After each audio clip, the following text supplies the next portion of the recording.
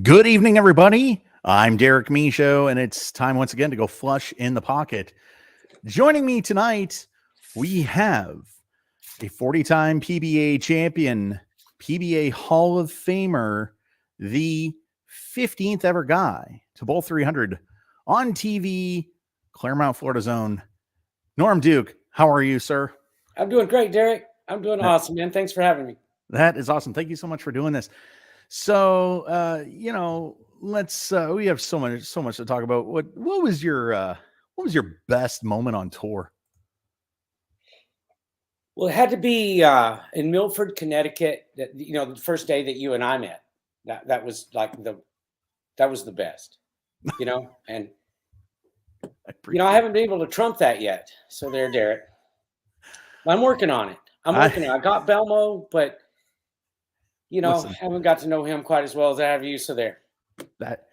That's awesome. All right. What was your worst moment on tour?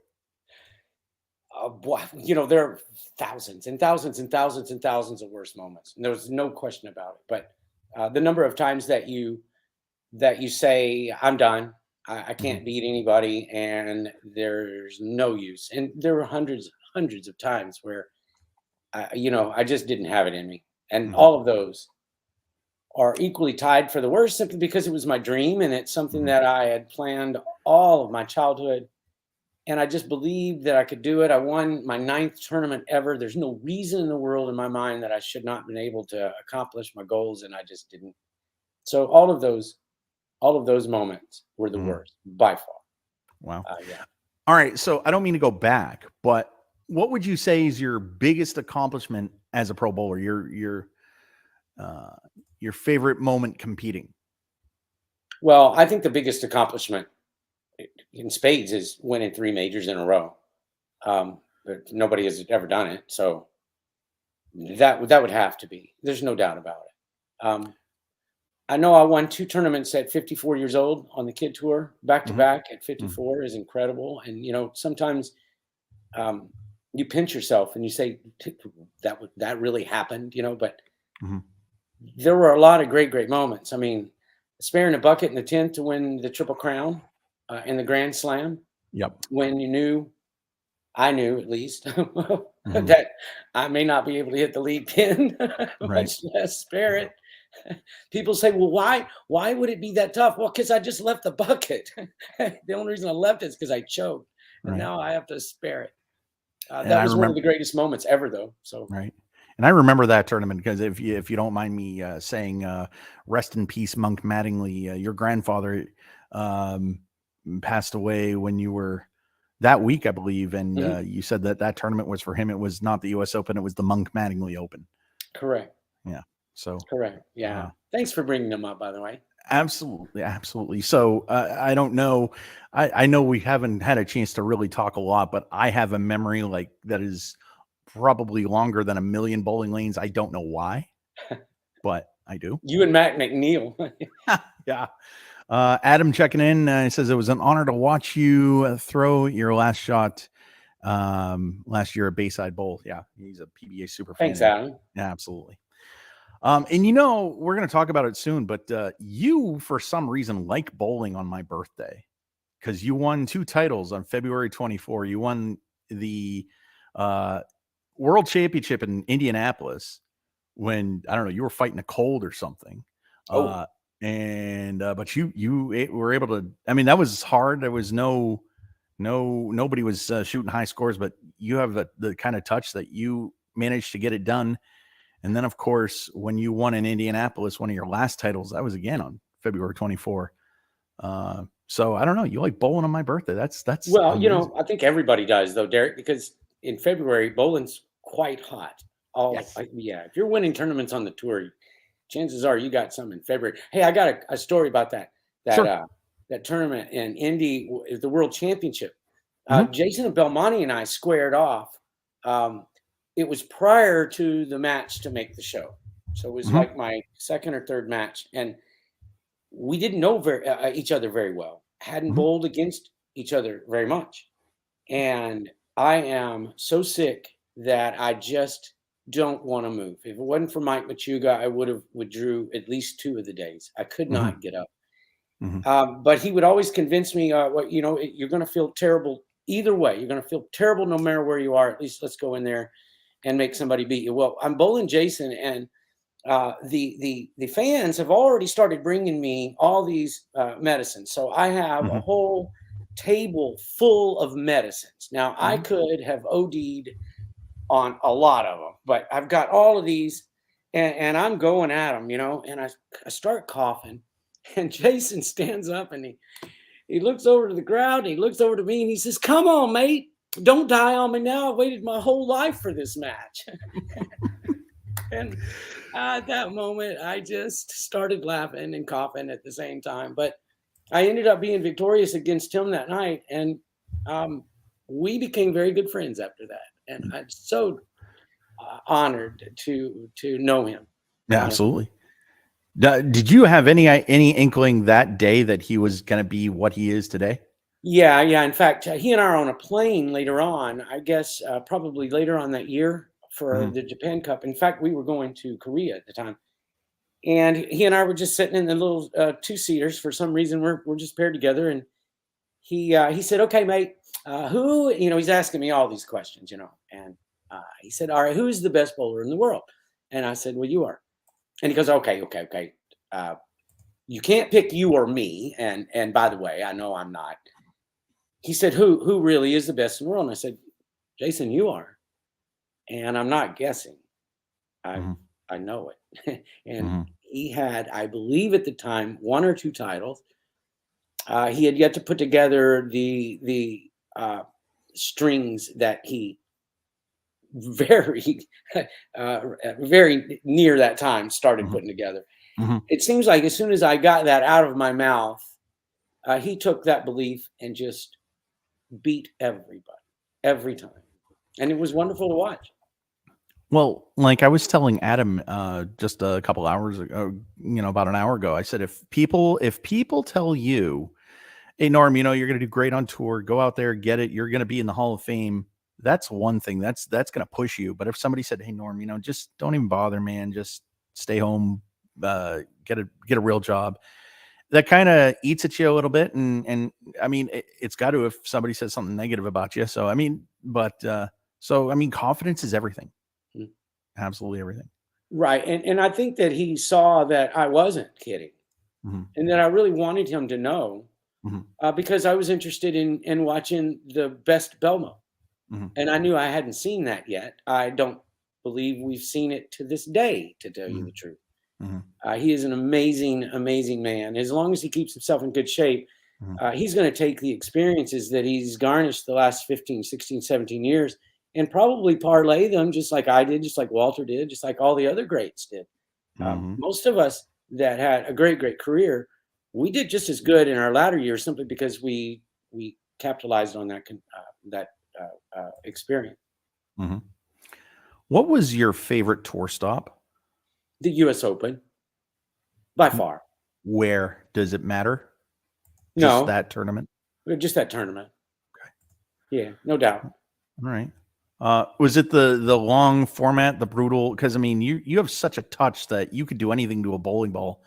Was it the long format? Was the flat oil pattern? What was it about the U.S. Open? It was definitely the flat oil pattern. No help. No help. The most honest condition in the world. Here they're flat. 400 bowlers. In some events, a lot of times there were only a couple hundred, but there were so many bowlers that you would never bowl on day one. Or you're of course day 1, 2, and 3 you're with the same group, but you'd never bowl with somebody that you knew, because they would always have a touring 1 player on every pair, and then they would put 3 other people with you, and so you would get people that would see you playing fifth arrow, and they would think, all right, that's the shot, and they would come in the next morning on fresh with a sanded ball playing fifth arrow, and there was nothing you could do about it. You just looked at it and said, okay, make the adjustment, do what you got to do. And sometimes you're stomaching 150 with all your might because of circumstances like that. But that's what made it so brutal and so wonderful at the same time. So I kind of want to go off the sheet a little bit and talk about the U.S. Open because in 2000 you're facing off against Robert Smith. He's playing your line because he talked about it in his Miller Milestones about he was playing your line, and then he was, and then in 2000 or 94 you guys are playing his line, like you're opening up the lane, so is he, and then 2000 he's jumped right where you are playing down and in. You leave an 8-pin, a shaker 8 pin, and I knew that had a chance. I knew it wasn't perfect. And by the way, for those of you, if I strike in the 10th, I win. If I don't, I lose by a pin. Right. And I have to make a move off of a 4-pin. And I made the move, but you're talking about the U.S. Open, one board left. You think, okay, now all I got to do is feed it a little bit. No. This is the U.S. Open. Any kind of feed whatsoever, and that thing hangs. It did. And I left an 8-pin. So he probably said that he beat me at my shot and I beat him at his.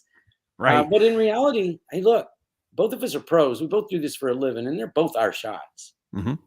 Just because people say that I became really, really good at a shot doesn't make it mine, doesn't make it not Robert's. And just because Belmo does so well inside of Fifth Arrow doesn't mean that some of us didn't make careers in there. So I've often said, I'm not the owner of any shot, none. But none of those are owned by somebody else either. Right. So 2000. So when you're done that tournament, that 2000 U.S. Open is over. Did that deflate you? Did you think about that going into, like, let's say 2008? No, I tell you what, I had a feeling of disgust, not because I just lost by a pin, but because we'd lost our sponsor. It was $25,000 on top for an 8-day event of absolute misery. You finish at night, you have to drive I don't know how many miles it was, and you're bowling now in an arena. There was just so many things about that event that suggested that it should be worthwhile in its purse, and it wasn't. So I didn't feel like I lost the U.S. Open that year. I feel like I lost a tournament. So it really didn't make that much of a difference to me until about a decade or so later, when I need the U.S. Open to complete the Grand Slam, and I had the ball in hand. And then it hit me, and it stayed with me ever since. And that is partly the reason that I have two of those now. So let's talk about your second one, because your second one, I was actually bowling in a tournament while that was going on, and I can't stay off my phone. So I see that Norm Duke wins the U.S. Open. I'm like, okay. So I get home and I'm watching, and I'm like, how does he win it? How does he win it? What's going on? And then Mika leaves the 10-pin, and then he misses it. And I'm like, I get it now. I mean, what was going through your mind? Was that distracting to you, or was that was heartbreaking for him? Yeah. And to be me in that seat, Mika, and you know that you just lost. I'd known it 3 frames prior. In fact, I'd gotten the last 4 strikes in order to force him to mark. And when he let it go, I knew how crisp he threw it. It just bad rack ringing 10, really. And he's yelling something in finish like carry or something. I don't know what it was, but when he left the 10-pin, there was no emotion. There wasn't anything. And that's exactly what you expect from Mika, because that's how he handles his business. But then he got up there and missed it. And I thought immediately, well, I'm getting punked here. Mika's going to have another shot at this. And then when he rolled around on the ground, that's when I kind of knew that he had squandered his opportunity, Derek. Wow.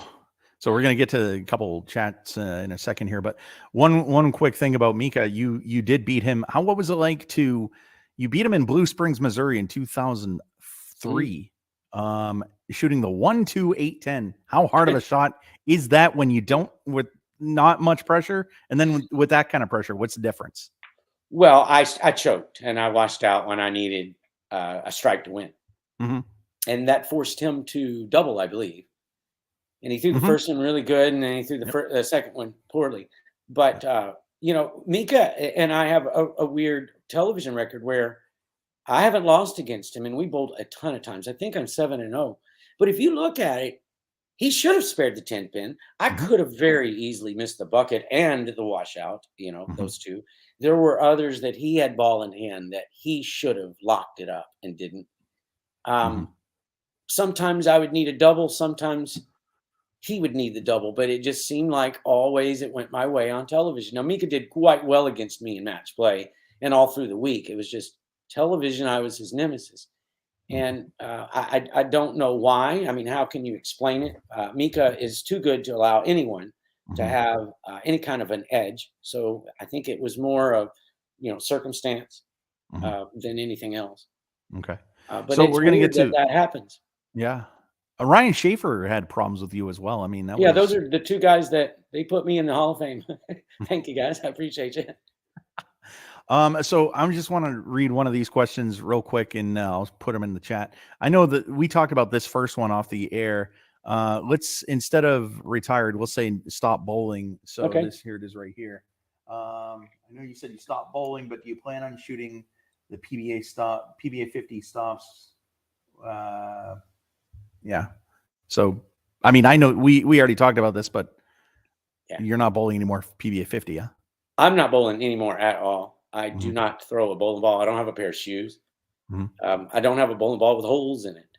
And when I stopped bowling, I meant it. I Mhm. had all of the bowling that any lifetime could produce. I enjoyed it thoroughly, and Mhm. I am so very happy that it's not a part of my daily regimen. It's not a part of my training. It's not something that I think about when I watch the players play the U.S. Open 2 weeks Mhm. ago when EJ Tackett won it. Mhm. It's not something that I miss. Mhm. I love bowling like no tomorrow. Mhm. But I got it in, Derek. I mean, I got it in. We're talking 41 years on tour, and not to mention those 10 or so that I was training to try to become pro. Mhm. And um, now I found, and this was very important for me to know, is I found that no matter how hard I work, which I worked doubly hard Mhm. as a senior, not only bowling double the amount of tournaments, but doubly hard in the gym, doubly hard on the practice field. I just invested so much, and I found I never really satisfied my expectation Mhm. because that was based on a historical performance that, as a younger man, I was capable of, but as a 58-year-old, I'm just not. And it's a point where I did not want to be bowling and have people feel sorry for me. I did not want to Mhm. be bowling and people know that I didn't have a chance to win. I want them to remember me when I had all the all the equipment, all the utensils, Mhm. and all the gumption that you need to win tournaments. That's what I want. Mhm. So Paul also asks this. Hold on. Do not believe that you ever got into the business of ownership part. Do you plan on going in the direction or just play golf? You have no idea, Paul. Is this Paul DeRosa? Yes. That's my friend Paul DeRosa. He knows everything about me, by the way. I love Paul. He's a New Yorker. I met him basically at Carolier. Mhm. And then he became the mechanic at our bowling center here in Claremont Lanes for about a decade, and we play golf together and everything. So to answer your question, Paulie, I did get into the business. Remember, I had hex grip, I had power play bowling with the Norm Duke Advantage, I had weapon with Ballard and Chris Warren. I had NXT bowler with the Polymeris group. I still have next level bowling, and I have Norm Duke Enterprises. So I'm in the bowling industry and have been, just not as successful as some. Sometimes you have to fail in order to get better, and that's what I'm doing. Right. But I miss your golf game, man. He's still in therapy, getting his body back to where we can play more on a regular basis. Wow. That's incredible. I had no idea. He actually, real quick story. Paul messaged me. He says, I ran across your podcast, and he says I love it immensely. And he asked me if I would interview current players, and I said, I'm going to try, but I'll interview anybody that'll say yes. I don't want to jump anybody's throat. Hey, Norm, let me interview you. What if you don't want to be interviewed? And it's like one of those things. So Paul, I'm easy. Okay. Yeah. All those other people are a little tougher. They don't have near the free time on their hands that I have. Yeah, absolutely. What was your least favorite tour stop? The US Open. Okay. By far. Unequivocally, All right. the US Open. It was the favorite and the least favorite. And there's no way any other tournament becomes even close on either side. To Mm. win the US Open is something that, it's everybody's pinnacle. I don't care who you are. If you're a bowler, that's your pinnacle. So And it's like, go ahead. I'm sorry. to bowl in the US Open is 8 days of hell. There's no other way to explain it. There's nobody tackling you. There's nobody throwing darts or stinging you with ants there's nothing there except that bowling lane and your ball, and it is hell. So it is by far the worst. Well, it's like what Bo said about the Tournament of Champions. It's the easiest tournament to win and the hardest tournament to win. Well, no doubt about that. And Mhm. and he's wrong. It's not the hardest tournament to win. Mhm. But it's a doozy hard to win. A doozy hard. Mhm. The U.S. Open may not be as hard for some people. Like, let's say, Francois Lavoie. He's got Mm. 2 of them. I have a couple. And maybe for those grinder guys that can navigate, the lane conditions and throw it a lot of different ways, maybe that tournament is a little easier to win than the Tournament of Champions. But for most people, heck no. Okay. So nobody fiddles with tape on tour, on TV more than you do. Was it the ball not fitting right or feeling right, or how much of it was you wanted to ice your opponent? No, I will tell you this. Only on one occasion in my world did I ever use tape to stall an opponent. And it was so long ago that nobody could possibly remember. It was against Ernie Slagle, and it was during match play. Mm. And he pulled the stall maneuver on me, and I said, well, I got all day. And I stalled him back profusely. In fact, he turned me in. I was so slow. So he stalled me and then turned me in for being I love Ernie. Yeah. But no, I'll tell you what happened. Is I used to use these court grips. I still do. Mhm. Well, I say I still do. I Mhm. did until the very end. Mhm. But they changed the manufacturer. So I used master court grips forever and ever, and all of a sudden they changed, and now I'm using a different court. Feels the same in the bowling ball, but the Mhm. sticky wasn't the same. Mhm. I didn't know they were even different. I just thought, yeah, it's a different package. No, now the sticky would slide off the back of those. And for 15 years, I would imagine, I would get the tape in there right, and this thing would start sliding up. And so I'd have to go in there and set it down, go in there and set it down. And the more I fumbled with it, the easier it was to come out. And so if I got a full game and a half off of one cork, I was lucky. And then one day, I found the master corks that they were available. And I ordered a set, didn't think I would get any kind of a different. Oh, no. And it eliminated all of that. It eliminated it. Now I'm going to the tape once every 3 games. Mhm. And it's very briefly. But there for 15 years, I'm telling you, it was 2 times a game minimum Mhm. that I would have to adjust tape. And to tell you how hard it is to throw a bowling ball when you don't know how it feels and you're having Yep. to change it Mhm. constantly, that was, Mhm. to this day, that's the biggest nightmare I think I had in Mhm. my bowling career, was having to fumble with tape.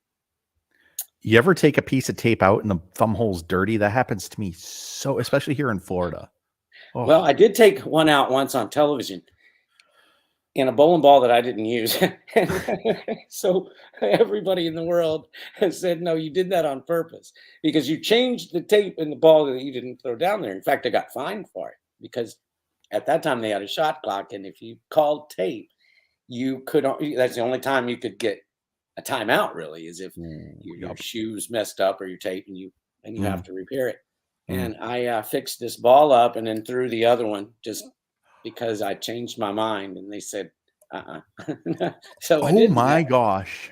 Yep. Okay. I That's believe that was against Mike Devaney. because whoever it was made a big stink about it. And Devaney's one of those that would. I mean, he tells it just like it is all the time. I love Mike that way. And I believe it was Mike. And he goes, "You didn't even throw the ball, Norm." And it Was may it not have been Tacoma? Mike. He seems to be in my memory that day. Wow. So we got somebody saying hi. Hello, AJ. Go ahead and like and subscribe. He says, Hello, AJ. yeah.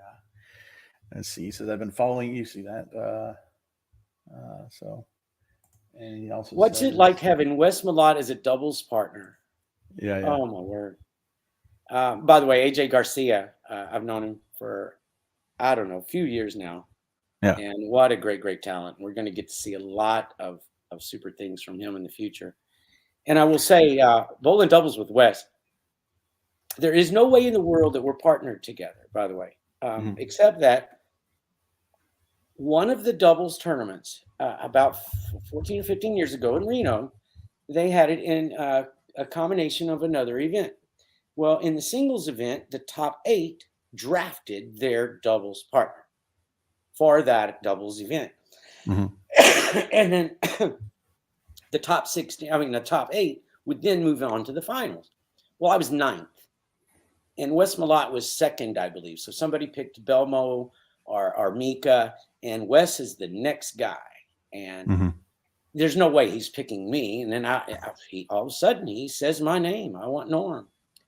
And I didn't even, I'd worked with Wes a couple of times. I know him, I'd say well, but we're not near as close at that point as we are now. And I could not believe it. And sure enough, we won the event. And so that means now we have to defend our title. And that next year we didn't. And it was such a crushing blow for us because we went from, I believe, the lead to out of the show the last 2 games. And it was crushing. And he said, "Oh, no, Norm, we're not done." And I figured that would be it. He would go find him, one of those big stallions and ride him all the way to the finish. But he stayed with me. And then the 3rd year, I happened to catch fire. And at that point, I think I converted him to wanting to play with me from that point on. And I'll tell you this, if I wanted to bowl the doubles tournament this year, right now, I could call Wes and he'd say, it's on. No doubt. But I love him so much. What a blessing it was.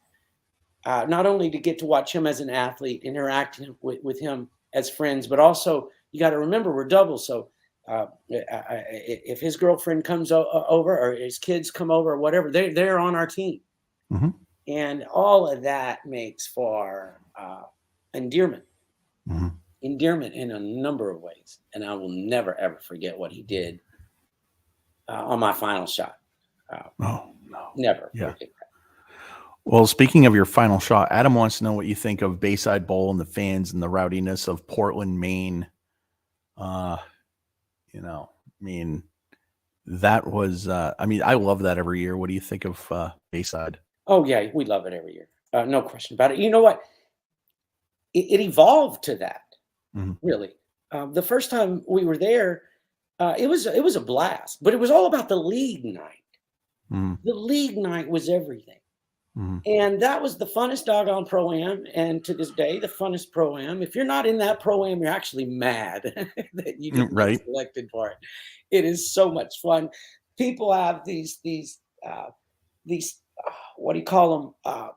Statues behind them that it's their luck charm. And these people are burning incense and over here, and they worship their I guess everybody has an idol for their team, And so when they get a strike, they get high fives everywhere and they go and rub their idol's head. And they do shots after shots after shots and they scream the whole time.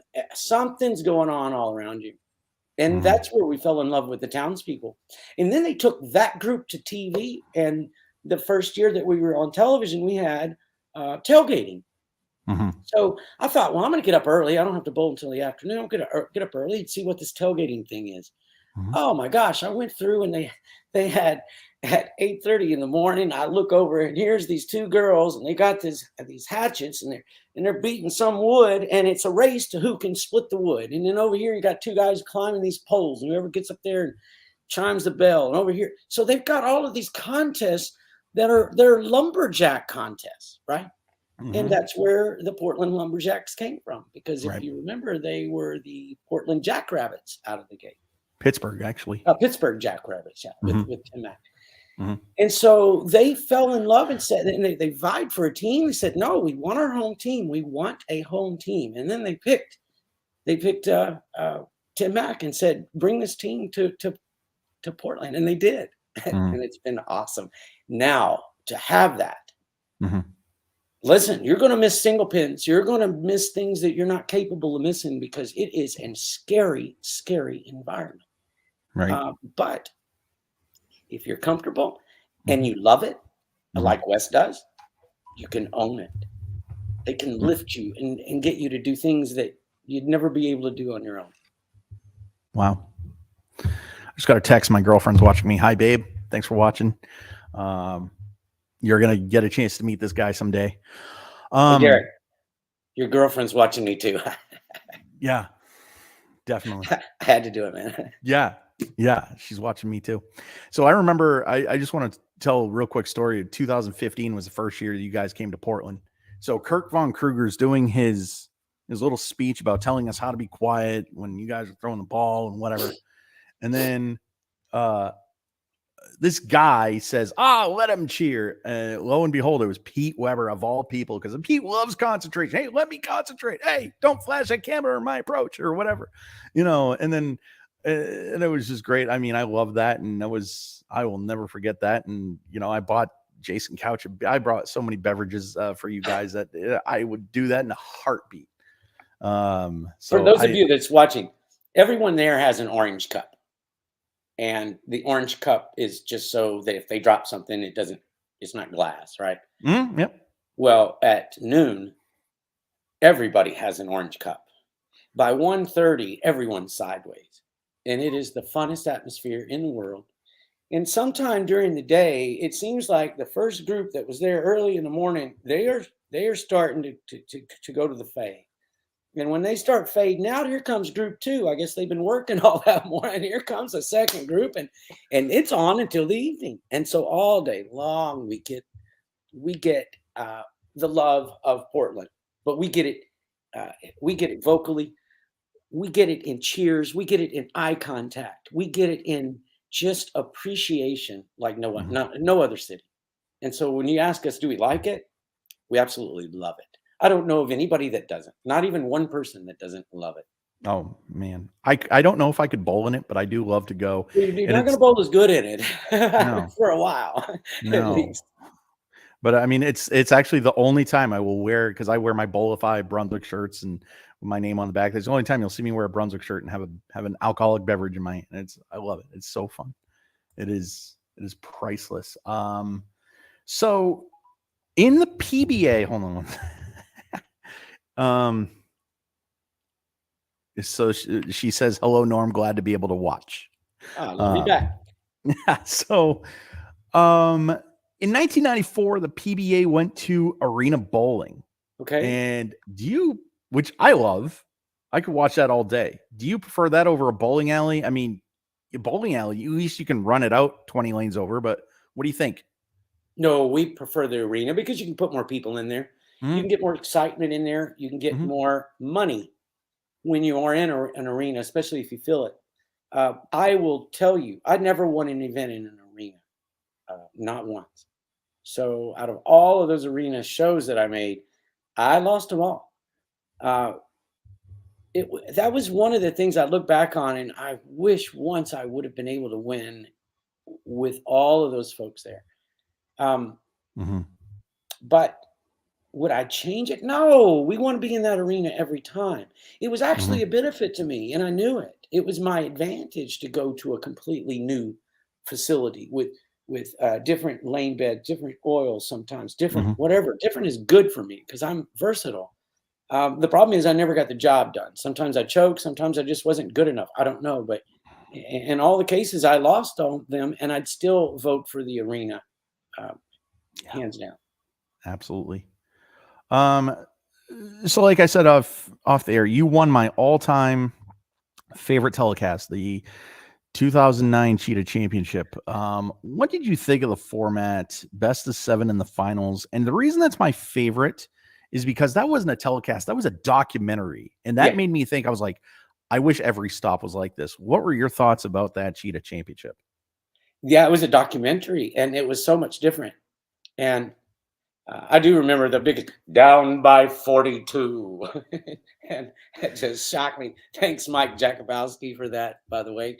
Probably had an effect on the outcome that day. We do love that. It's more television time. It's more time to show off. And, ultimately, we like bowling for a living. We love feeding a family and all that. But what got us here to begin with is we like showing off. And I don't know of a pro bowler that doesn't.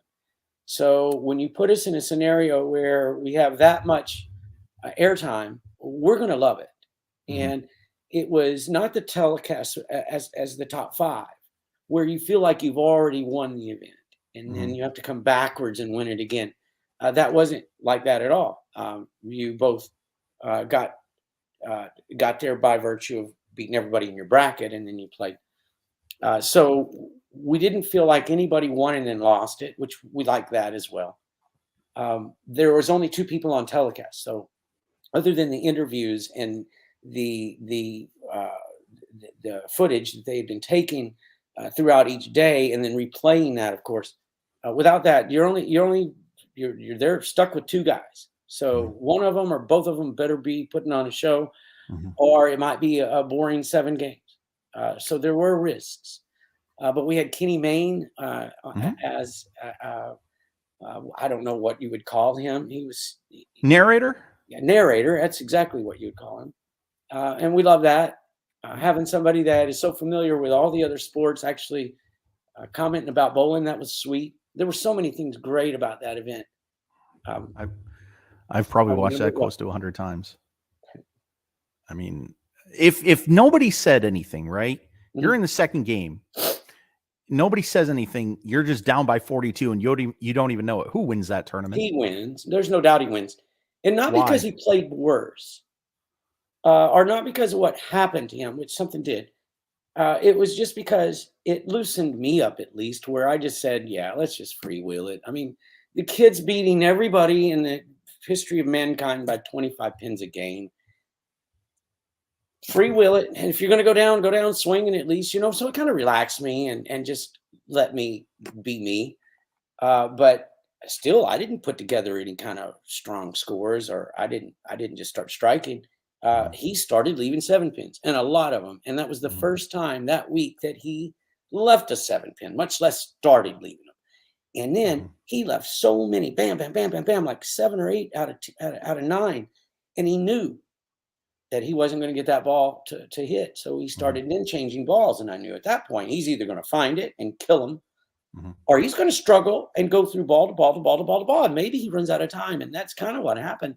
He just ran out of time before he found anything. And so my mediocre scores were winning. Were enough. But it wasn't supposed to. I will tell you this. That was probably the most lopsided match ever. And primarily because it was the best of 7. So if a guy has an advantage, he has it times 7. No way do I win that one. I think that Ryan Simonelli deserves that title, actually, because he beat us that bad. If anything, honestly, Norm, you actually catapulted his career, because what you said to him at the end, you said, you were beating everybody all week. I want you to remember that not this second place. And I think if you were to telling me that, and I'm getting ready to continue my career, that's ammo. And not to go back, but you also swept Chris Barnes. That tournament I did. And he swept me the very next time we bowled over there. Wow. Hey, look, just because you get the best of somebody one day, that just fuels the fire the next time. And Chris is, he's got that disposition about him that he's beatable. There's no doubt about it. Chris Barnes is beatable, but not every time. You're not going to get him every time. Right. Chris is going to get his shots in, and he's probably going to be more dominating than he is just getting shots in. Yeah. Well, I mean, he's won 19 times. I don't know if Tommy Jones is watching, but you have 20 before he does there, Tommy. But I mean, that's awesome. in 2008, you won 3 majors in a row. Mm. How much were you thinking when your first was the US Open, I believe? The first was a national championship that I was so sick. Oh, yeah, of course. Oh my God, I'm sorry. Yes. And then the second one was the US Open. Mhm. And I don't know which one. Yeah. Would No, be it was 08, so that would be the bucket US Open. yeah. And Yeah. then we started the very next year out with the national championship again. So Right. 2 of the 3 were PBA nationals, So although all 3 were majors and they were in succession. And your question was, how much was I thinking about it? yeah, while it was happening. All right. So you win the world There's no championship. way you don't think about it. Okay, there's no way. Okay. But let's fast forward to the Tournament of Champions the same year after I'd won 3 in a row. Mhm. And now I'm going for 4. Wow. And I'm being inducted into the Hall of Fame the same week. So I have all my family there. I have everything from tuxedos to kids to grandparents. And then I have these cameras that are following me everywhere I go. Mhm. That was overwhelming. That was very much overwhelming. I did play it to the finals. I did not make the show. Mhm.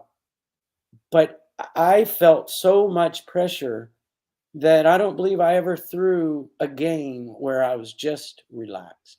It was pressure that was self-inflicted, of course. Mhm. I'd never been there before. Mhm. And it overwhelmed me.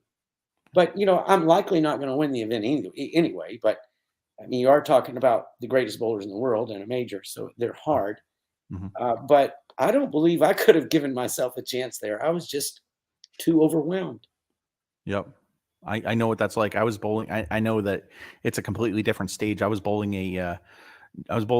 won 3 consecutive junior tournaments in Limestone, Maine. And then the 4th one was in 2002. And I was just thinking about winning way too much. Like during qualifying, it was 3 games. Then I was just thinking about it way too much. I didn't even make the cut. Yeah. So Yeah, I So- knew I could lose the event in any game. Any one Yep. game, I could lose the event. And Yep. that was the overwhelming thing about it. I learned a lot since then, and I wish I could do it over. Mhm. I'd probably fare about the same, but maybe I wouldn't be so miserable doing it. Mhm. So, I was watching some of your old shows, and I really thought 2009 was so late for you to be inducted into the Hall of Fame. I mean, I remember what 99. You have 16 titles, and not even that. 2000, you win 3 titles, and then in 2002, you win your 20th. Shouldn't that have been like? Did you get Yes. inducted into the Hall of Fame too late, or I mean? Well, no, you have to go back and know what transpired. Mark Gerbic called me Mhm. and he said, Norm, I have a scenario for you in the Hall of Fame. He said, you're the only one that this affects. Dell is going in, Dell Ballard, and he's slated in now. Then we want to change the age. Now, after Dell went in, we had about 3 years, maybe 2-3 years that there was nobody inducted to the Hall of Fame. They just kind of put it on hiatus. Mhm. So when they brought it back, no. It was when they did the hiatus. They called me and said, look, what we want to do is raise the age from 40 to 50 over time, and you would chase that age. So every year that you got a year, we would, you'd chase it until you're 50. We'll put you in this year if you want. You're 40 years old. Everything you've met, we'll put you in right now if you want. But what we'd rather do is wait. And I thought, well, gosh, if you want me to wait, I'll wait. At that time, I remember Tom Baker and Pete Weber used to wear the Hall of Fame rings, and these things are so doggone gaudy, it's crazy. And Mhm. I just looked at that every day. It seemed like I'm looking at Weber's Hall of Fame ring, his Triple Crown ring, and all that. I'm going, oh, man, one day I'm going to get that. And it was beautiful. Well, I waited 10 years, and Mhm. then I got my Hall of Fame 10 years later. And I was so disappointed in that ring. And if y'all are listening, PBA, I'm sorry, but I'm just telling the truth. It's just like it is. I said, this is not the one that I've been gloating over all these years. Mhm. And so not only did I wait, for the 10 years, but it just didn't seem like it had the luster at that point. As far as not as far as the players, of course, the players Hall of Fame's Hall of Fame, period. But as far as all the media and as far as how many photographers there are, how many writers, sports writers there are, the sea of reporters that used to be in that building the day following the Hall of Fame, all of those things had changed a great deal. Wow. So that's why I waited, because they asked me to. Okay. Well, I mean, that's a good, that's a good reason to wait. I mean, if that's what you wanted to do, and if they ask you, well, how was it getting the call to even are having this conversation with you? Well, yeah, of course I wanted to be in. I mean, what happens if something would have happened to me that was fatal? Right. I would never have enjoyed that, right? So I thought about it, but Mark is a good friend of mine. Mark Gerbic is a true gentleman, and he said, "Norm, do what you want. We would rather you wait," and that's all I knew. I knew that they would rather me wait. That's good enough for me. There you go. One of these days, I may call Mark and need something from him, and hey, Mark. Right, exactly. You want to see my ring? Hey, listen, man. Anytime you call, it will be answered. I don't care if it's 2:00 in the morning or 2:00 in the afternoon. When Norm Duke calls, you answer. So I love watching old telecasts, and I remember the 2006 Geico Classic in Buffalo at Thruway Lanes in Cheektowaga, which is no longer. Oh my gosh, yeah. You're bowling on Cheetah. You shoot 279 at Mike Edwards, and you're grunting like a tennis player. You shoot 202 in the finals, but I'm assuming that was carry down or whatever. I mean, you're playing the 1-2-3 board. How is it painful to throw the ball that hard? Because I mean, seriously, you're throwing the ball so hard, you're grunting. Does that hurt? No. In fact, I didn't even know. I was grunting on Thursday night and then Friday night leading up to the Saturday telecast. And usually it was only at night. It was only once I got so far to the left, really, because we didn't make the show playing out. We made the show playing in. And there were about 3 tournaments that I grunted. Most of the time it was from inside. But a couple of times I was throwing it as hard as I could. Tokyo would have been one of those. Parker Bone remembers that. He beat me there. And he noticed that I was grunting at one point. Yep. It doesn't hurt at all. It was kind of like the Monica Seles yeah, exactly. That's exactly what it was. Where we're just exasperated. Every shot we're putting so much in it. And I'll tell you, my you get up there and you have these swing thoughts, right? In Tokyo and in portions of the event that you're talking about on Long Island, I said, I want to throw this ball harder than I threw the last one, knowing that I threw it as hard as I could possibly throw it. And every time, that's what I said. I want you to throw it harder than the last one, harder than the last one. And that was the only thing I said for, goodness, hours sometimes, is I want you to throw this thing as hard as you can possibly throw it. So I would line up head on and then overthrow it. So, yeah. Norm Duke is the only person in the world who can overthrow the ball and actually have it work. If I overthrow the ball, I'm getting probably 3 pins. Hey, those things were humming down there too. It wasn't like my hardest I could throw it was 15 mile an hour either. Yeah. So in 99, you're bowling in Japan Cup with Parker when he wins it for the 3rd time. That oil pattern looked to be difficult because Jason Couch was he was using his spare ball as a strike ball. How hard was that oil pattern on wood? Yeah, I don't even know if it was a pattern. It might have been spray gun. Who knows? Sure. Oh, yeah, okay. Well, I can tell you this. It's all relative. If they're easy, the guys are going to strike, and that's just the way it is. If they're not easy, then you're playing bowling. Right. And boy, I tell you what, those 2 that you just mentioned, Parker and Jason, they both can play bowling pretty well, can't they? Yeah, a little bit. So in 2003, you shoot 300, and you're playing pattern B, 43 feet, like it's Cheetah. Why are you able to play 43 feet like it's a 35-foot pattern? Everybody else, like if they if they try to play out, they're gonna flag the head pin. Is it because you were playing up the lane? If you were hooking the lane to the gutter, is that a different shot? You're probably not shooting 300, Well, that was in an arena. right? And I do know that Wes Malott and I, the night before, also I bowled a match against, I believe it was Walter Ray. Yeah.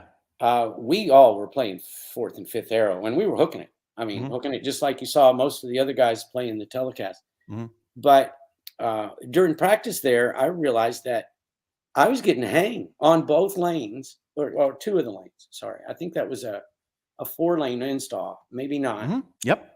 But the 2 lanes that we were going to be bowling on, man, I was just getting hang. And I said, well, one man's hang is another man's tug. So I just stood as far to the right as I could.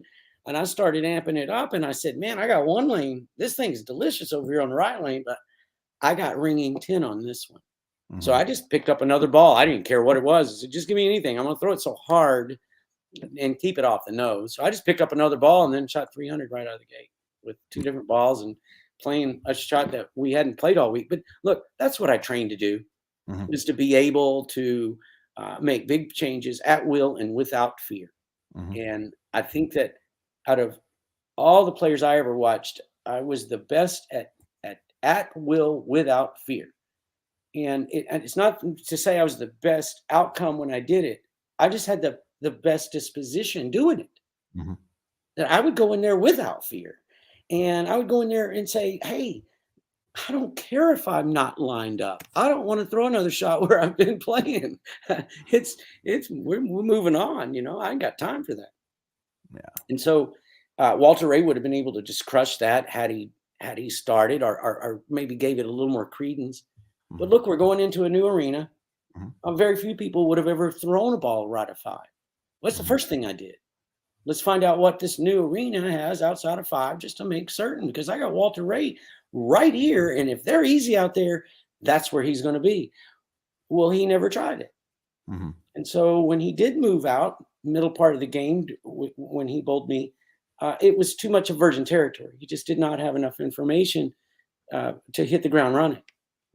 So I kind of was fortunate. Plus, I bowled 300. So yeah, you did. I'll never forget that. That was January 5th of 03. I was actually at Heritage Bowling Center in Herman, Maine, and that's where I met a good friend of mine, my buddy now, Dave Trendy. We were actually watching you together, 8, 9, 10. And it's like, oh my God, man. I mean, that was a great accomplishment for you. I mean, thank you. That was awesome. What opponent on tour did you feel like had your number on TV or in match play? Not as much on television. I think he and I bowled twice, maybe on TV. That was all. And I wasn't as good back then. But Dave Ferraro. Oh, okay. Love Dave. Okay. Love his family. His kid is super bowler. I still bowl against his brother, or did on the senior circuit. But he had my number, and it was different. It was different. Some other people may have had my number and they won more than they lost. Like Castillo, Dino Castillo, believe it or not, had my number, but that was different. Dino just did whatever it took, it seemed like, but I knew that it wasn't something in his mind. Well, Ferraro didn't even see me. He'd give you a little fist pump pound dog and say good luck, and then he didn't even watch it. He would just throw his 280 every time. And I thought, how in the world can I bowl for a living against this man? I just, Tony Westlake also, we had so many, hundreds of matches with Westlake and I. We were probably neck and neck, 50-50. But that was one of the guys that still, I never felt like I got, I never seemed to alter their heroism. It's all I saw out of them was they were Superman. They were Batman. I was Robin. Yeah. To kind of go off the sheet a little bit, I was watching the 91 Fairlanes Open, the one where Del Ballard gets the gutter ball against Pete Weber from at Fairlanes King Point. You're on that telecast. You're the number 2 seed. You Yeah. only had your lone title. You won at 18 years old. Is there any self-doubt going through your mind? You won, and then 9 years later, you still only have one? Yeah, there was a couple things about that event. First of all, Dale Ballard needed 3 in the 10th to beat me to go against Pete. Mhm. He threw every one of them in the gutter. I'm looking, he threw every single shot in the gutter. Now I know the difference, and he knows the difference. And Mhm. he mishit 3 in a row that went right in the gutter. No, they crawled back out when I flush, all 3 of them. He gets up against Weber, and the first one, he threw that one in the gutter, and it crawled back up and went flush. So in his mind, at that moment, it won't go in. The Mhm. ball won't go in that gutter. Can't Mhm. go in the gutter. Mhm. So when I'm watching it off, he had beat me. He threw 3 in the 10. So I'm watching it off camera, and I'm going, all right, this is right down the middle. I've bowled Dale so many times. I know exactly what he's going to do. He's going to roll it right down the middle. He's going to get 9 pins, and he's going to hold the trophy. No, he gets up and throws it at the gutter again. And here's what I believe happened, Eric. I believe with each shot going toward the gutter that he was missing, they were carrying oil down just a little bit wider and finally one went in. And it was the most important. It Mhm. didn't seem like it had much resistance either. It just went straight in.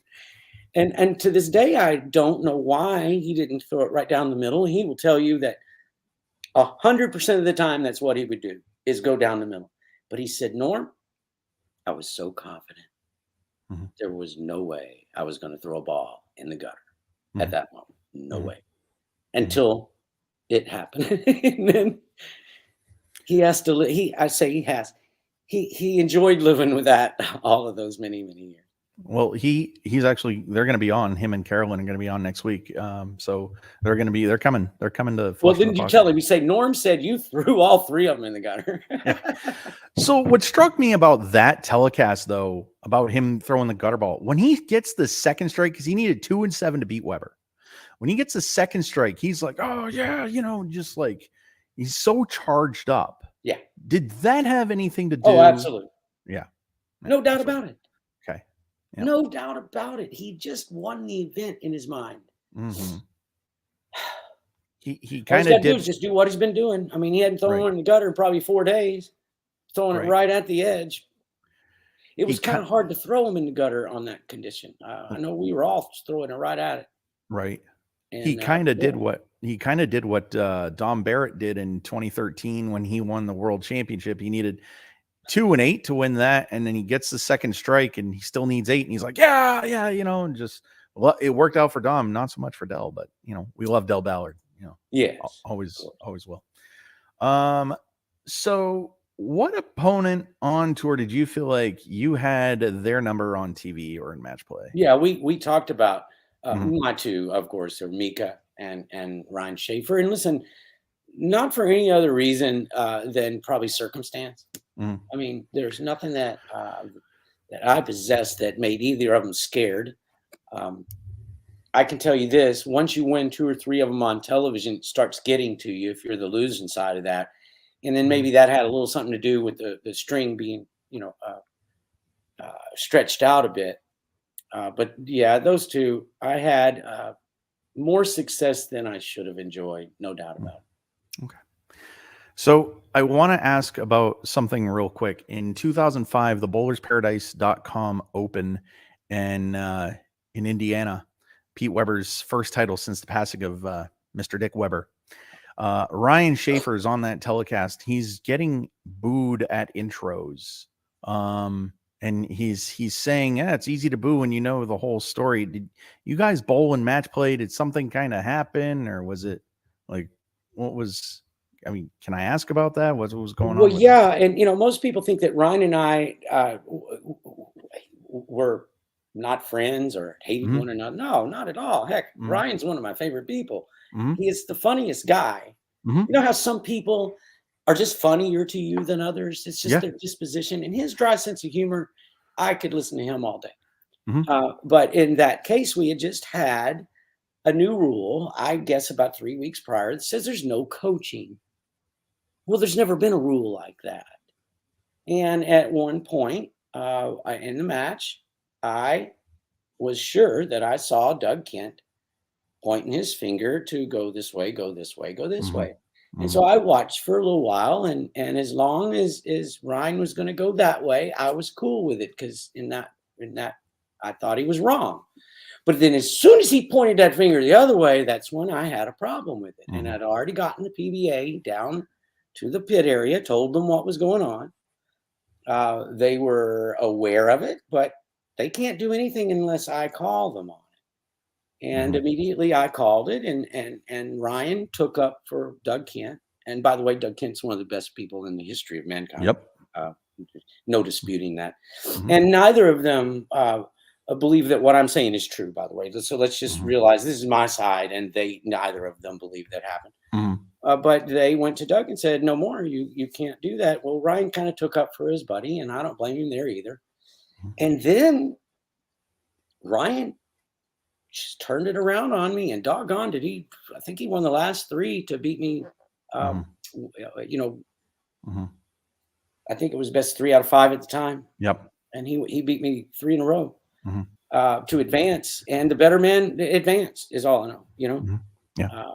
But many people at that time thought that Ryan and I had a problem, and we didn't. We Mhm. really didn't, Mhm. Yeah. and still don't. I like the Good. guy. Good. Me too. Norm, thank you for answering that question. I was kind of doubtful. I was almost like, I don't know if he's going to answer that. But Well, just realize that I do know their side of the story, and Mhm. it differs from mine. So Mhm. just so our audience Sure. realizes that sometimes we don't see it the same. Right. I know what I thought I saw. Mm. Um, so was there a tour stop or center that you felt the most confident at? Yes. So, okay. Portland, Oregon. I made 5 shows in a row there, but Mhm. I kept losing on television. I lost all of them on television, Mhm. except one. I finally got one, and then they quit going. So, not only that, but Mark Frank was the owner there, Mhm. he and his father. And they also had a bowling center in Western Oregon, excuse me, Eastern Oregon. Mhm. What would you may know the name of that city? I forgot it.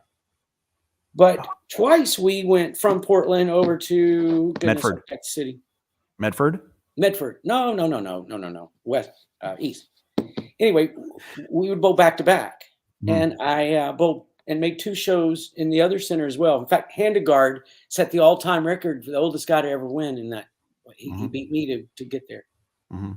That's what I remember about it. But yeah, every time Mark Frank hosted a tournament for a long time, I made telecast in it, and I was also sorry to say I was staying at his house, so it didn't look good.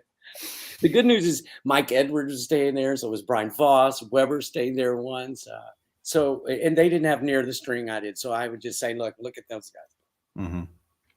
So, is there a center that you felt the least confident at? Like, why are we still going here? I hate it here. Where's that? No, Lord, no. Okay. No. See, to have a favorite center means you have to have what? A least favorite. So I never really had the favorite. Sure. Now that I'm finished, I can say, yes, I had centers where I was dominant and I knew it. Mhm. Not my favorite. And just because I didn't play very good in one didn't mean I wasn't happy going there again. In fact, that would spur me more. Mhm. So, if I kind of want to jump, so I believe we're done the regular questions, but I kind of want to jump 2005. We all know what happened to Randy Peterson. He's bowling for his life, if you will. I don't want to say life because I mean he didn't die, but he wanted to keep his tour card, and it was so important. And then he gets distracted by a fan, and you're getting ready I mean, and you just shot 256. He needs 3 strikes to beat you, and he lights 7-pin on the last shot. How much of that his distraction did that affect you at all, or were you even thinking about it? I didn't hear what had distracted him, to tell you Mhm. the truth. And when I go back and listen, I can't see or hear anything on the telecast. Can't either. It is Randy Peterson. Randy's not going to make this up. No, of course Something not. happened. But I didn't personally hear that. All I saw was Randy threw a really good shot in Mhm. what I thought was, and he left a wiggler 7. But before this outcome's even I mean, if he strikes, he gets to move on. Right. But before the outcome, he's looking up and going, "Thank you, bud. Appreciate you up there. Way to go. Classy act." Mhm. And I just said, "What just happened here?"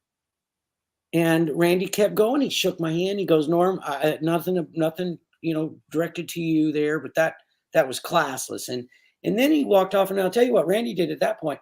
He shook it off because he knew that he was expected to go into that booth and Mhm. call the last game with Jaros and I, and not have uh, sour grapes, Right. And he did a great job at that, I think. Oh, Randy is I mean, a lot of people, I get it. A lot of people do not like him in the booth. I'm one of those people. I love him. I love him as a person. And he is a professional. I can't wait. He's another guy that said yes. So we just got to figure out the logistics. People don't know how hard his job is. I do some of the commentary.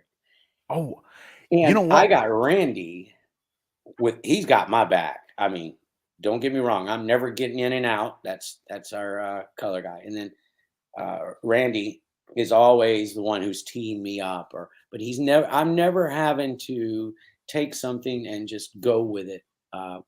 In other words, he's not going to leave and go to the bathroom while Rob and I are no. He might say he will just to be funny, but yeah. Just to be funny, he might, but no, that job is hard. And when I watch what they go through, it is so hard. Plus, people are talking in your ears the whole time. Oh my God, yeah. They're like, "Hey, Norm, you got 7 seconds to finish your stuff," and you're like, "Wow, I'm right in the middle of this conversation." Right. It's so much difficult than people think. So real quick, one of my favorite seasons was the 06-07 season. You're in the booth with him. And you actually had a great season that year. 3 titles, broken toe kind of derailed your player of the year, maybe. Yeah. How devastating was that? And is that why you weren't player of the year? Oh, definitely. I mean, you're talking about 06. That's a different year. I think Tommy Jones won that year, and our Doug Kent, one of those two. And they were definitely supposed to. But Wes Malott won it one year, and most people will tell you there's only one year in the history of the PBA that they've made the PBA out of points, and that was the year. And I had injured myself and missed the whole summer tour, so there's no way I'm going to win Player of the Year out of points. Mm-hmm. But I won 3 majors in a row and did not win Player of the Year. Mm-hmm. Nobody won as many titles as me, so I won 3 titles. Next closest was 2. I had 2 majors and did not win Player of the Year.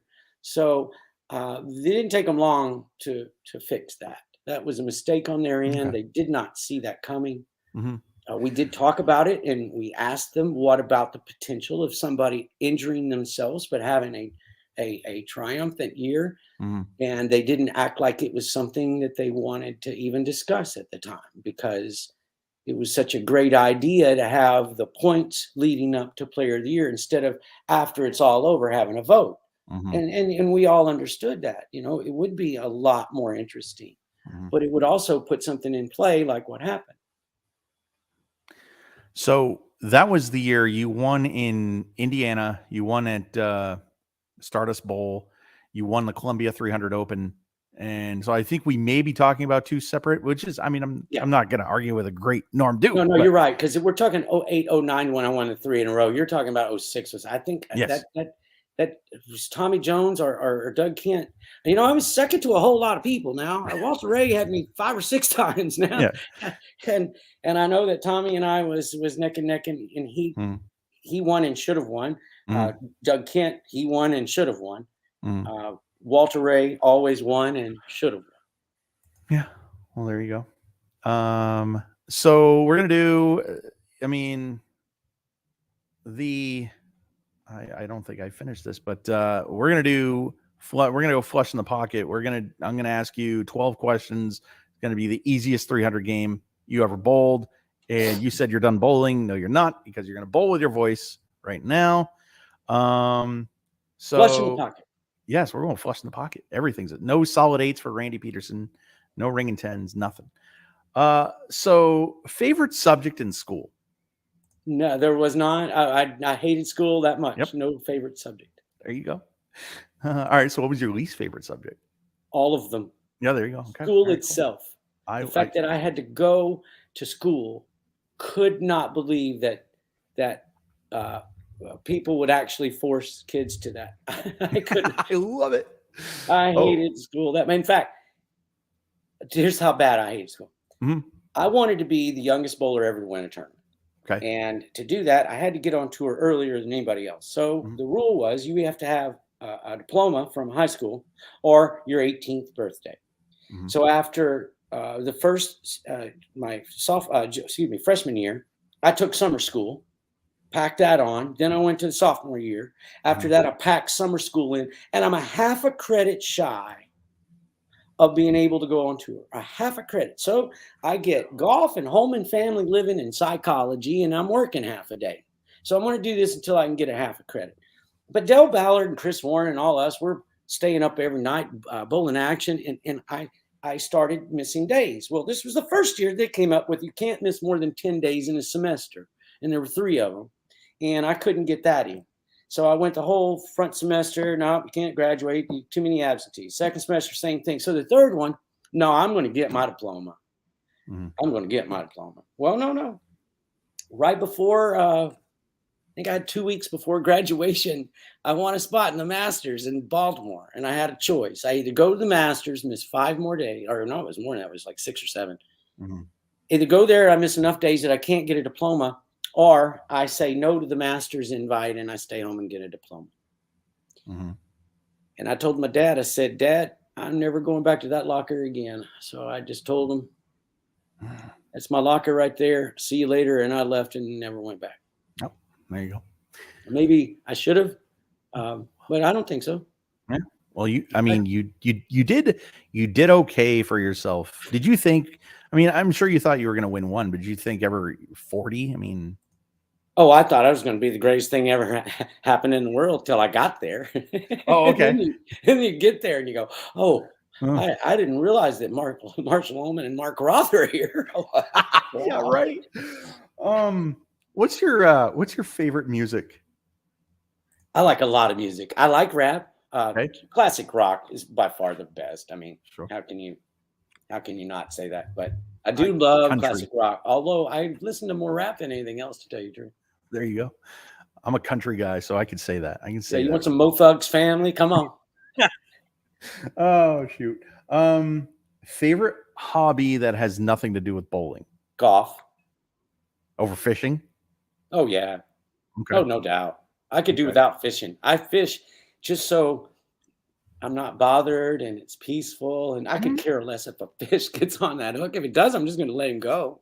Yeah. No, I'm not one of those David Ozio, fish for tournament and game and all that. No, heck no. I'm one of those guys. We're going to pop one. In fact, Jason Couch, when I first moved here to Claremont, I had a boat, and I asked him if he would go out and teach me how to fix it. He said, no doubt. So he meets me out here. We go out on the lake, and he just, wham, he's throwing it right at the shrubs. And I'm like, why are you throwing it right in me? Oh, no, watch this. And I mean, he's all of a sudden 3 fish in, bigger than I'd ever seen in the lake. I've been here probably 6 months at the time. Mhm. And I just stopped fishing. I just sat back, popped the top on the beer, and watched him the whole time. And he had a blast. So the only reason I say fishing, you did a Miller 6-pack with Randy, and you said, he says, what do you do to take your mind off of bowling? You said you go fishing, but hey, that's cool. That's cool. Right. See, when I go golfing, I still think about bowling. Oh, okay. That's the problem there. I think, why can't I do this as good as I bowl? Right. Yeah. So what is I think I know the answer to this. What's your favorite sports team? Dallas Cowboys. There you go. You knew that? I did. Yeah. Okay. I did because so I'm not a big football fan. I follow the Cowboys. I root for them. I don't watch football, but I did know that because that you did a 10 questions or something like that in 2002. And you said something about the Dallas Cowboys, being from Dallas, Fort Worth, you have to be a Cowboy fan. You have to be. So let me ask you this. Do you hate what's that? At least on Thanksgiving, you have to be. Do you hate the Patriots? Please say yes.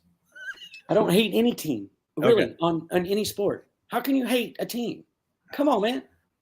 I was rooting on Philadelphia the other day. I say rooting on them. I was rooting on Kansas City just as much, but these are organizations that have so much that they're trying to put together. Every single player has families. Every single coach, every single owner, they have families that are all invested. I can't hate a team that's got it all in, Mhm. So I watch a lot of football just to enjoy the outcome. Yeah, that's awesome. Yeah, I mean, that really is cool. So you just answered number 5. That was sports team you hate the most. So I'm going to change it. What is your bowling pet peeve? Ooh, which one? I have a lot of bowling pet peeves. A lot. Tape. Okay, me too. Tape. That by far trumps all pet peeves. You'll slap me if you know mine.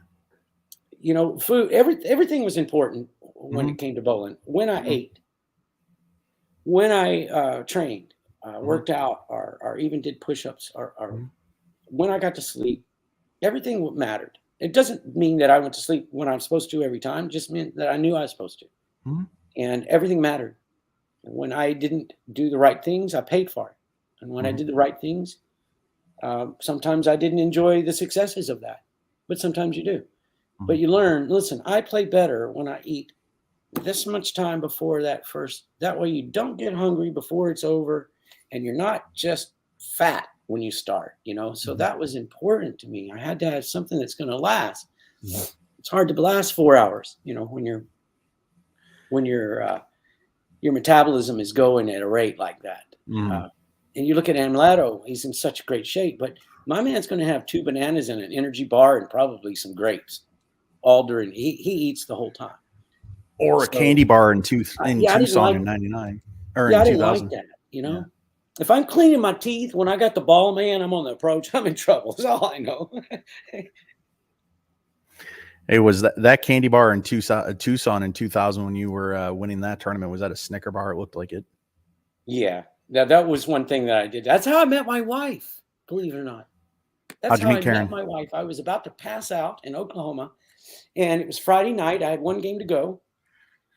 So right in between, we have a little break and they tabulate scores and such, and I'm about to pass out. Well, there's so many people on Friday night in the bowling centers that you're not going to just go up to a candy machine and grab something.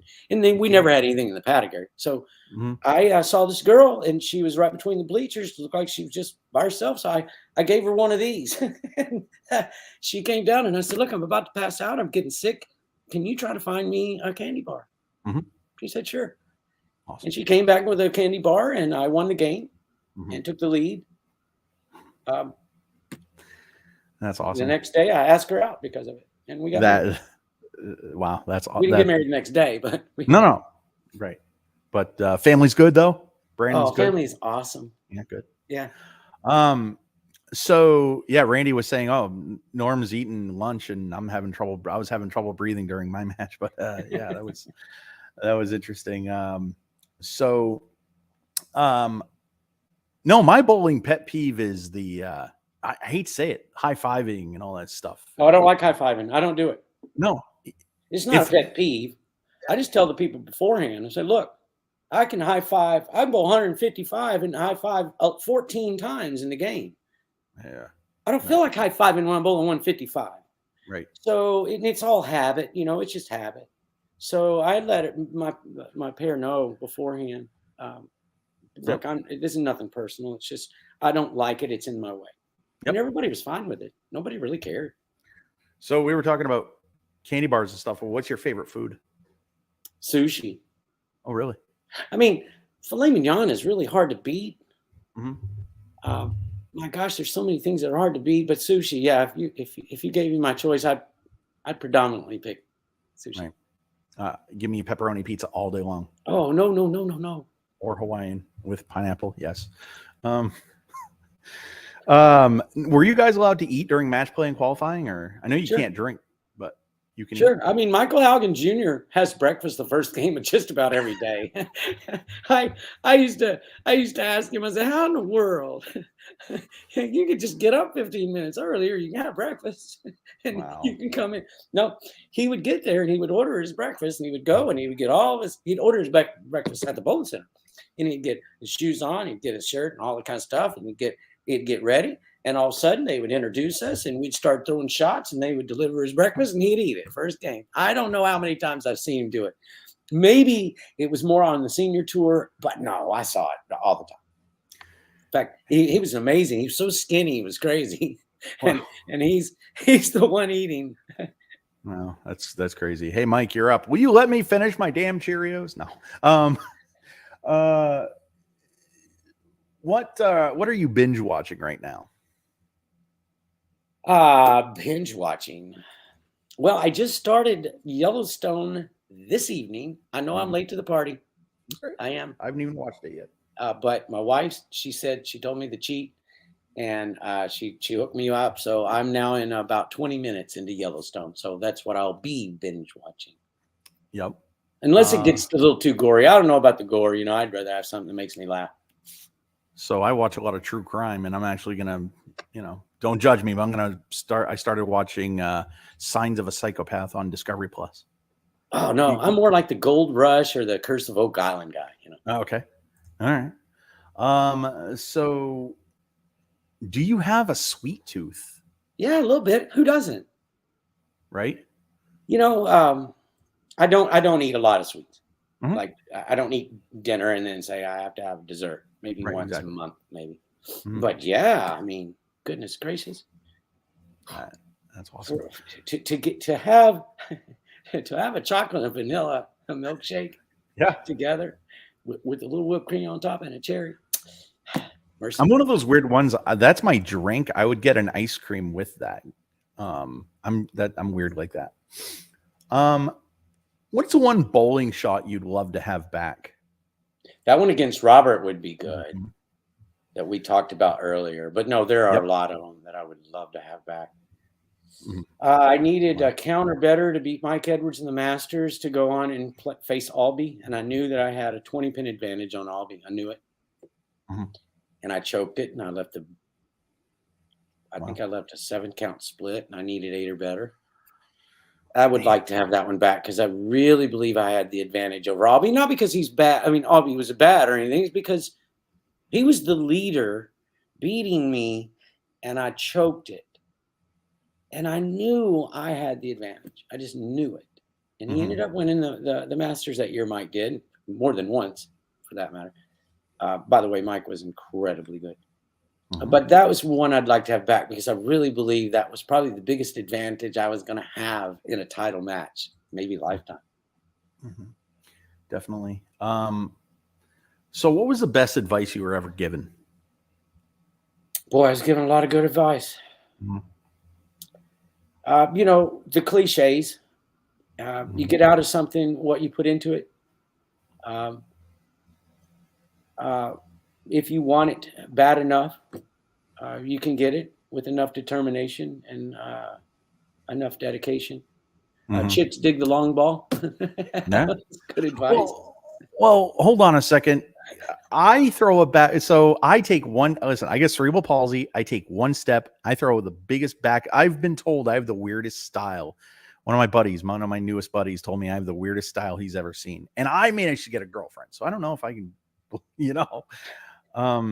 Hey, listen, before we get to a couple, I got to show you a comment from a guy who you should probably let interview you.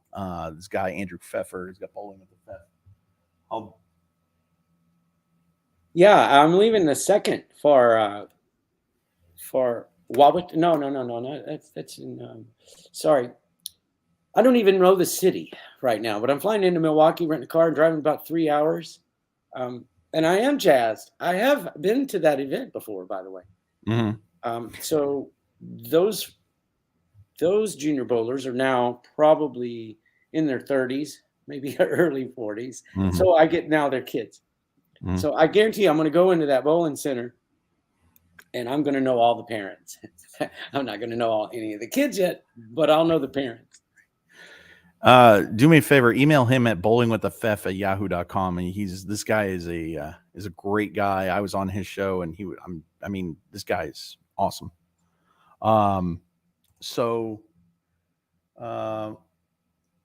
What do you want people to remember most about you? Whatever they remember right now. Look, Right. I don't want to replace any memory in somebody's head. Some bad, some good. I'd rather them have their own depiction, because if I gave them mine, then everybody would think exactly the same about me, and I think that that would be just, that would that wouldn't be that good. Mhm. Whatever they remember about me, if anything, let's keep it at that. Mhm. Um, One of the things that I know that I did a very good job with over the years, Derek, was is that I gave people the time of day. Mhm. I tried my very best to remember names. I Mhm. tried my very best not to shun people, not Mhm. to act like I was too busy for them, although a lot of times you are. There's not a thing you can do about it. Mhm. Most often, I would say, "Stay here. I'll be back. I'll try to give me 10 minutes, and I will be back." Something, and then maybe that's part of their memory of me is that you know, Mhm. my boy went the extra mile for us. Yeah. Maybe it's not. Whatever it is, though, I'm sure that it's merited, right? Right. I think one of the things I will remember is, I mean, Norm, let's be honest, it's 11:30. You could be doing, or even 10 o'clock, you could be doing anything in the world, but you're talking to me. I'll never forget this. Um, so the final question is favorite time of day. In the AM, Yeah, I'm a morning guy. Yeah. I know. I'm fortunate enough to live on a lake, and so I go out before the sun comes up just about every morning, and I'm at home, Mhm. and I just look out at the most calm water, and all the movement of the animals are starting, and that just to me, that's heaven. Mhm. Well, that was Flush in the Pocket with Norm Duke. I will close with this. But I Um, tripped the four. I wasn't flush. yeah. No. Well, hey, yeah, you did. This is your podcast. I feel like I'm the guest. Like, I mean, come on, Norm Duke is so much cooler than I could ever dream of being. Let me tell you what. Um, but when you did a Miller six pack with Randy Peterson, I can't remember exactly what you guys were talking about, but you said something about Jim Stefanich. What Jim Stefanich did for me on Saturday that he'll Yeah, never know about. yeah, Um, what did you mean by that? Just how much he inspired you? yeah. Once I got to play golf with Jim Stefanich, Sure. and I was probably 19, Mhm. and I was horrible, Mhm. well over 100. Mhm. Back then, Brian Voss and I played. We take our shirts off and just go and try to get a tan. Sure. That's what our golf looked like. So we There you go. weren't golfers. But I played with Jim Stefanich and Marshall Holman once, and I learned that day what real golf was, number one, and how you're supposed to behave at golf. And it was one of my idols that I've been watching on television all this time as one of the most classy human beings on earth in my mind, Mhm. and he turned out to be even better. He was just such a gentleman, and whether he won or lost, um, people felt good watching him. Mhm. I felt good, even if he lost. I felt good that I got to see Jim Stefanich give it his all, Mhm. and I liked others. George Pappas and Gary Dickinson are idols of mine like no other. Mhm. But it was Steffi that I watched that I was the most television impressed with. Right. And so most of my television demeanor is based on what I uh, longed to have from watching Jim Stefanich. Right. So he'll never know what kind of impact he had on me. So right. So Normwell, what you do for me every time I watch one of your PBA telecasts, whether it's a Saturday, whether it's a Monday, I don't care. I watch a lot of old telecasts. It'll be a rerun from now on. I understand that you'll never know about, including doing this from the bottom of my heart and soul. I know I'm an off-putting kind of person because I mean, I'm kind of in your face and hey, Norm, let's chat or whatever. Thank you with all my heart for doing this, and I will definitely, hopefully, we keep in touch. And thank you. You have no idea. Thank you so much, You're so and welcome, Derek. All your audience, thank you for having me. Thanks for putting up with me. I will. I'll buy you a drink at Portland. I'll see you in September, my friend. I think so. Let's do that. All right, buddy. You have a good one. Talk to you All soon. right. Good night, everyone. All right, buddy. Bye. I can't believe it. That was Norm Duke. I interviewed Norm Duke. Thank you guys for watching, and thank you, Norm, for being a part of this. That's Flush in the Pocket. Join me Saturday night at 11 o'clock, the day after my birthday. Going to interview Don Moser. That's Saturday night. So we'll see you then. And Fef, thanks for watching. AJ, thanks for watching. Paul, thanks for watching. Guys, have a good night. Talk to you soon.